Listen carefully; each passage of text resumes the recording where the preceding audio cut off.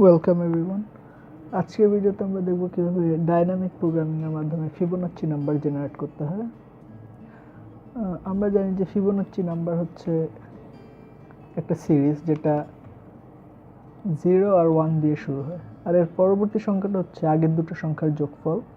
যেমন 0 + 1 হচ্ছে 1 এবং 1 + 1 হচ্ছে 2, 2 + 3 হচ্ছে 5। তো এটা একটা সুন্দর রিকারশন রিলেশন আছে, যেটা হচ্ছে nতম ফিবোনাচ্চি নাম্বার হচ্ছে আগের ফিবোনাচ্চি নাম্বার দুটো যোগফল। তাহলে এই রিকারশনটা অ্যাপ্লাই করে আমরা এখন কীভাবে ফিবোনাচ্চি নাম্বার বের করতে হয় দেখি। আমি একটা ফাংশন নেব fib in 10। আমি এখানে বলবো যদি if n is less than or equal 1 হয়, আমি রিটার্ন করব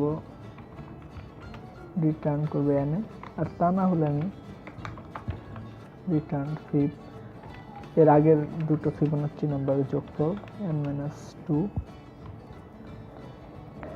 এবার আমি এখানে প্রিন্ট করব printf %d fib of, আমি এখানে যেমন 6 নম্বর ফিবোনাচ্চি নাম্বারটা জেনারেট করতে চাই। আমি দেখতে পাচ্ছি এখানে আমাদের 8 এসেছে। এখন এটাকে আমরা একটু মিলিয়ে নিই। আমরা দেখতে পাচ্ছি 6 নম্বর ফিবোনাচ্চি নাম্বার হচ্ছে 8।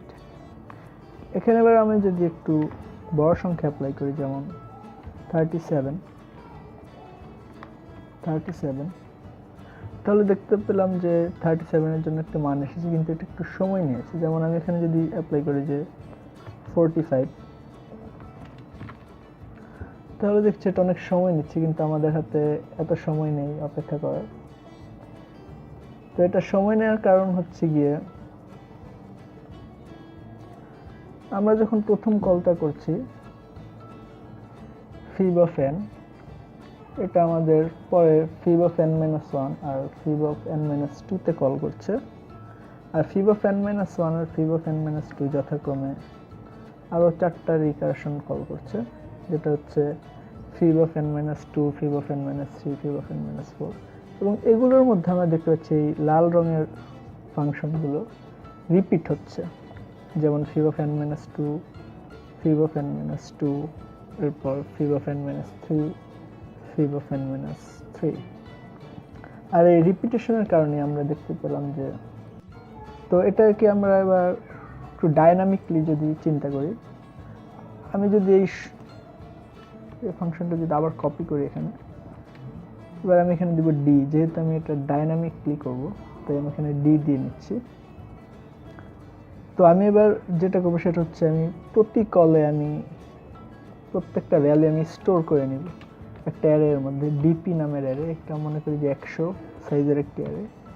এবার আমি প্রতি কলেটা আমি স্টোর করে নিব। স্টোর করার শর্ত হচ্ছে গিয়ে ইফ ইনিশিয়ালি আমাদের dp এর প্রত্যেকটা ভ্যালু হচ্ছে 0, তাই আমি বলে নিব যে ইফ dp n ইকুয়াল 0, যদি এটা 0 হয় মানে যদি খালি হয় জায়গাটা, তাহলে আমি বলবো যে dp n equals fib of d এটা।